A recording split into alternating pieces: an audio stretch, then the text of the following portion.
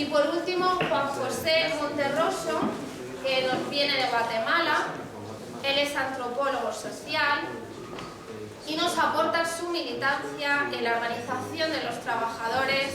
y de las comunidades agrícolas en Guatemala. Conoce muy bien el sindicalismo también centroamericano y es importante en este diálogo por su experiencia en el acompañamiento y la organización en los derechos de los trabajadores campesinos. También, además, es importante su aportación porque también pertenece al Movimiento Mundial de Trabajadores Cristianos. Buenas tardes a cada uno de ustedes y nuevamente gracias por la oportunidad de conocerles y compartirles nuestra experiencia y nuestras miradas desde el sector campesino de Guatemala. Voy a concretarme a compartirles sobre todo el sector café y quisiera invitarles imaginariamente a tomarse una tacita de café ahorita, con una mezcla de café de Colombia y de Brasil, café de altura, de café oloroso también que tenemos de Guatemala y México, y trasladarnos también para conocer quién es, dónde y cómo se produce una taza de café que llega hasta nuestras manos, y el dolor y el sufrimiento que hay atrás de cada una de estas familias que depende justamente su trabajo de la producción de este grano que nosotros consumimos acá. Es importante unos datos relacionados a Guatemala. Es un país bastante pequeño al sur de México, la frontera con Chiapas. Tenemos más o menos 108.000 kilómetros cuadrados y unos 15 millones de habitantes, con un promedio más o menos de 2% de la población tiene en sus manos el 80% de la tierra productiva. Eso significa grandes extensiones de latifundio en donde se cultiva el café, la caña de azúcar, banano, hule, y ahora también, por supuesto, tenemos la amapola y la marihuana y otras cosas más que se están produciendo. Para producir el café es muy importante indicar que fue una producción llevada, por supuesto, desde finales del siglo XVIII por jesuitas y dominicos, y después fue una producción con toda la tecnología alemana que llegó, estuvo trabajando y se desarrolló fuertemente y permitió unas transformaciones y una modernización del Estado guatemalteco, que promovió en su momento un ataque sistemático a la Iglesia Católica por una posición muy conservadora y una reforma a la educación que le ha servido bastante bien al sector oligarca, que ha permitido que el 75% de la población de Guatemala sea analfabeta, ¿verdad? Porque para cultivar el café pues no se necesita ir a la escuela. Y entonces tenemos una población cautiva, creemos más o menos en la rama del café, medio millón de personas que están cooptadas, que están viviendo en lo que le llamamos las fincas de café, que son extensiones diversas que pueden llegar a algunas de 50 kilómetros de extensión y otras que pueden tener 2-3 kilómetros, para hacernos una idea de la producción diversa que se puede tener, y con una apropiación ilícita de la tierra, porque en la medida en que los propietarios de las fincas se fueron dando cuenta que el café de altura era mucho mejor, fueron quitándole y arrebatándole las tierras a los campesinos que vivían en las regiones del altiplano. Y eso significó justamente niveles altos de violencia que provocaron, muchas gracias, que provocaron grandes masacres y exterminio de autoridades y dirigentes comunitarios que se oponían justamente al robo de sus tierras El sistema finca se sostuvo sostuvo varias dictaduras y algunas de ellas obligó a los trabajadores a irse a trabajar a las fincas, bajando a las personas del altiplano,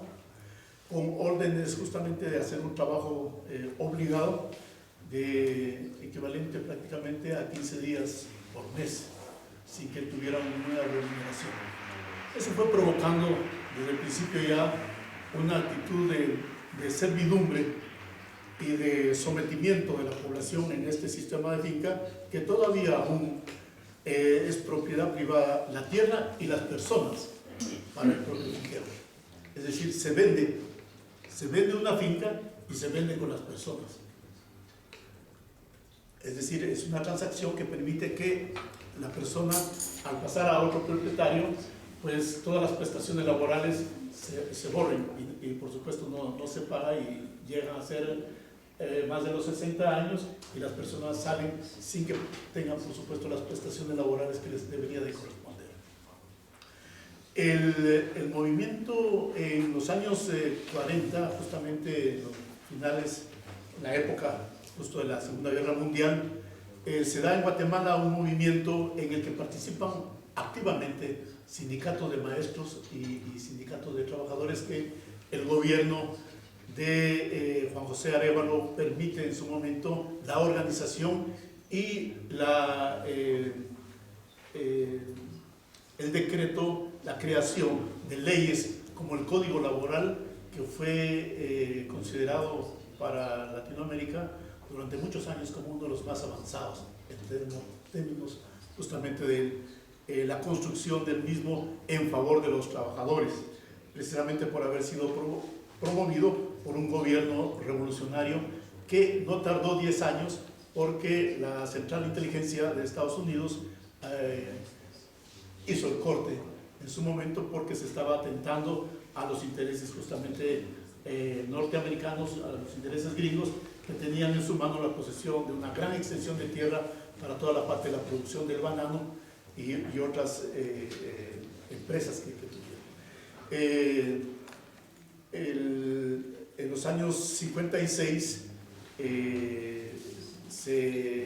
la CIA actúa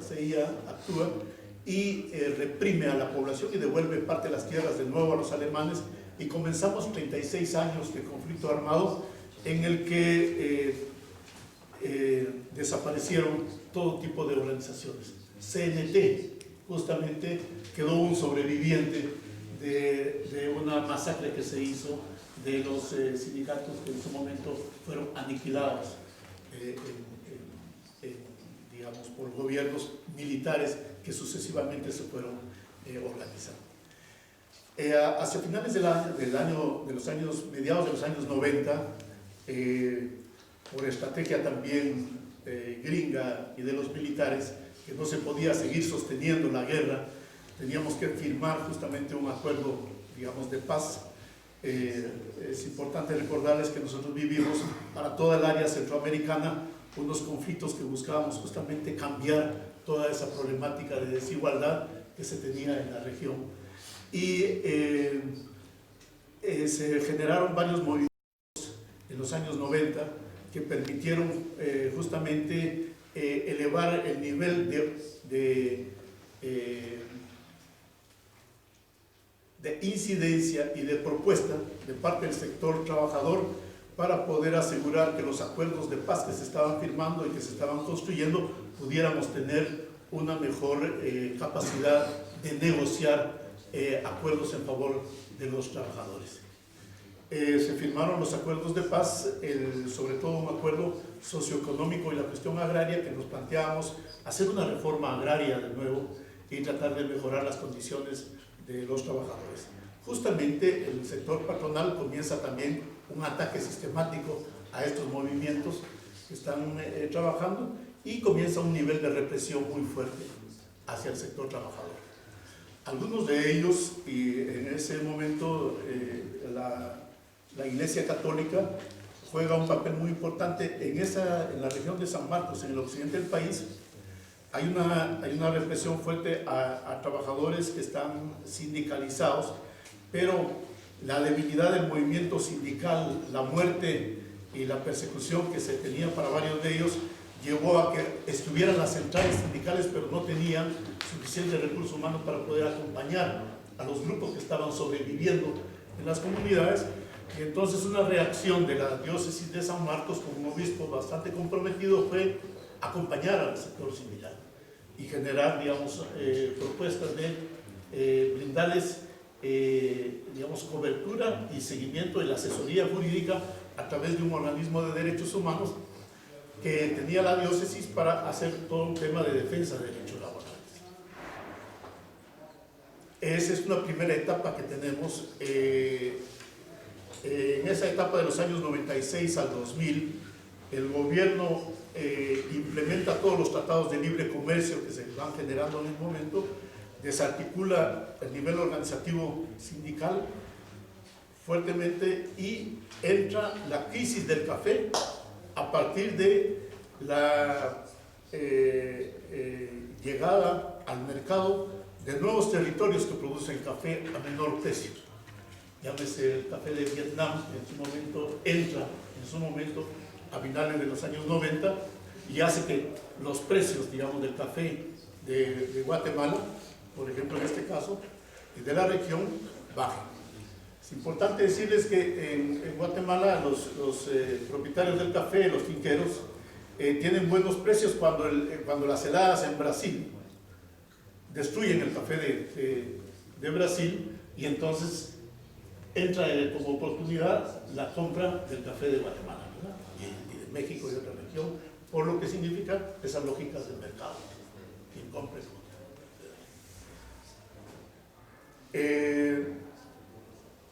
la crisis del café permite en su momento a los finqueros deshacerse de los trabajadores de las fincas y argumentan, tienen toda la argumentación política y legal para decir que están en quiebra y sacan, el número que ellos plantearon fue casi 350,000 trabajadores que fueron tirados prácticamente a la calle. Este planteamiento lo hicieron los mismos finqueros, que les permitió en su momento conseguir bonos y aporte de parte del Estado para poder ellos superar la crisis, pero a los trabajadores, por supuesto, no les llegó ningún tipo de apoyo. Esto permitió un reciclaje de los trabajadores, porque los echaron, pero los volvieron de nuevo a ocupar, nada más ahora con salarios a la mitad, digamos, del costo que debían de tener. En Guatemala el salario mínimo puede estar en $10, pero en la realidad se van a pagar 4 o 5 salario mínimo. Es decir, nunca se ha cumplido, y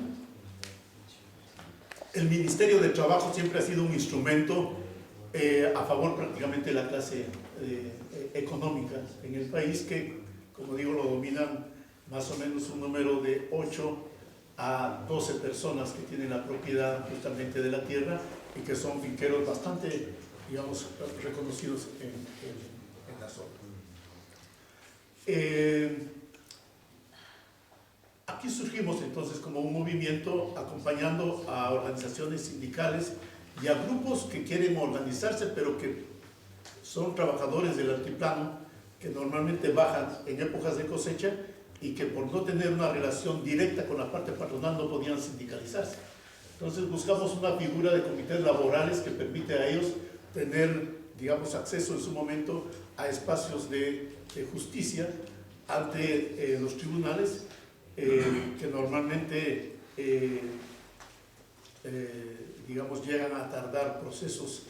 de negociación, de pactos colectivos o incluso, digamos, de demandas laborales hasta 8 o 10 años. Y un trabajador o un sindicato, por supuesto, no puede sostener esto, y para eso normalmente encontrábamos todo un respaldo de, digamos, de otras organizaciones, de parroquias, de la misma diócesis, que con proyectos y programas de la Cáritas, por ejemplo, trasladábamos alimentos y comida a los grupos para que pudieran sostenerse en la lucha que tenían frente al sector patronal. El dato que descubrimos también es que siempre hubo de parte de los finqueros diversas maniobras, por ejemplo, para poder no pagar el seguro social. Al retirarnos nos damos cuenta que los trasladaban a una finca de un finquero amigo, luego a otra, y entonces rompían el nexo que deberían de tener, digamos, laboralmente en una determinada finca, y no aparecían en los listados que fueran trabajadores permanentes, y entonces cuando tenían que llegar a pelear su seguro social resulta que no tenían las cuotas que el seguro demandaba para poder en su momento acceder, digamos, al seguro mínimo. Bueno, esta alianza de este movimiento campesino promovido por la Iglesia y sectores sindicales nos ha llevado en Guatemala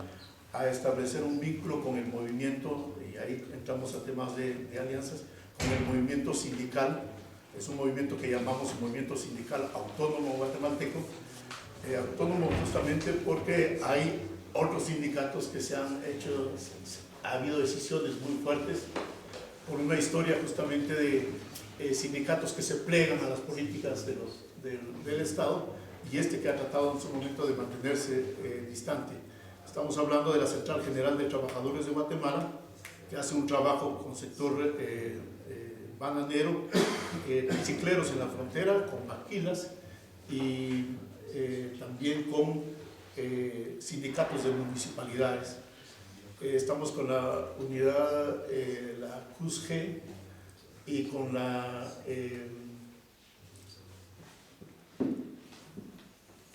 CUSG, CGTG y UNCITRABO. Son tres organizaciones con las que hemos iniciado también procesos de fortalecimiento,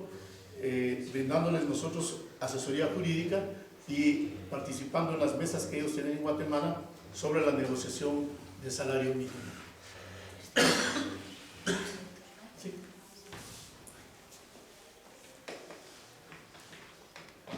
El otro aspecto que podemos compartirles es, bueno, la cultura de trabajador de finca es, digamos, el trabajador colono es el que realmente está sufriendo este paro, podríamos decir, este despido, estas condiciones de desempleo que normalmente le mantiene el sistema, porque vivió siempre dependiente en su momento del salario que en la finca se le podía brindar.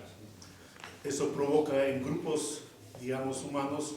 toda una secuela, digamos, de los niveles fuertes de servidumbre que existen. Compartíamos, hay algunos que ofrecen a sus hijas, por ejemplo, para todo el tema de prostitución, por situaciones, por supuesto, de hambre o necesidades que se tienen. Hay niveles fuertes de enfermedad, por ejemplo, el uso intensivo y abusivo de agroquímicos que ya estaban prohibidos, por ejemplo, en Europa, en Alemania, como el ditane, el gramoxone, que provoca labio leporino y provoca hidrocefalia. Son los venenos que más se han utilizado en la zona, y entonces tenemos a una población realmente bastante enferma de este sector. Ahí le estamos apostando justamente a la formación de jóvenes. Es decir, el tema que tenemos como movimiento es, el obispo de San Marcos calificó el sistema finca que les estoy describiendo como un engendro del diablo, justamente por la forma y la crueldad con que ese sistema ha trabajado. Les comentaba en algún momento que el tema de la pernada sigue siendo todavía una práctica que lo hicieron la parte patronal hace décadas, y hoy la repite el administrador en la finca o el caporal que aprovecha esa situación para, digamos, mantener situaciones de poder y de control sobre la propia población. El otro tema importante es esta población que normalmente complementó su salario bajando del altiplano, que es un promedio más o menos de 150,000 personas que se mueven para bajar y trabajar de septiembre hasta diciembre en las cosechas de café. Normalmente vienen de comunidades mayas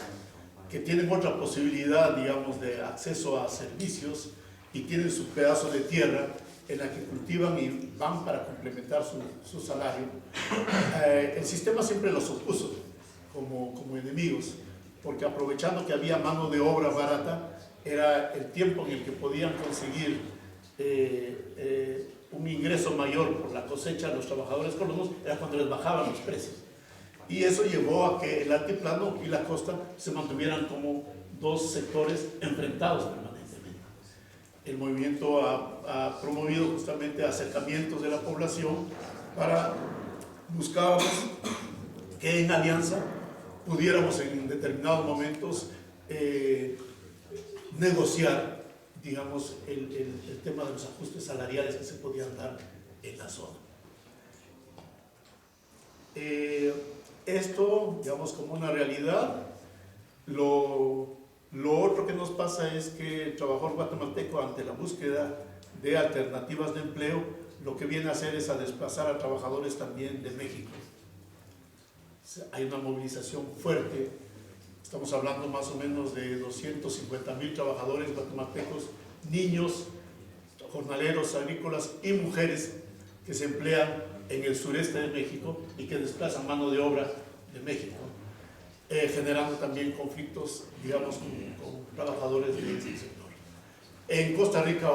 en Nicaragua, otro movimiento hermano nuestro, el MTC en Nicaragua, acompaña más o menos a una población de 500,000, no a toda esta población, pero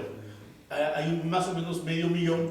de nicaragüenses que se desplazan a trabajar a territorio de Costa Rica, justamente en jornadas agrícolas, y otros hermanos del MTC en República Dominicana y Haití acompañan las migraciones que se dan de haitianos justamente hacia la República Dominicana en la búsqueda de empleo, y que normalmente se repite estas mismas situaciones que les estaba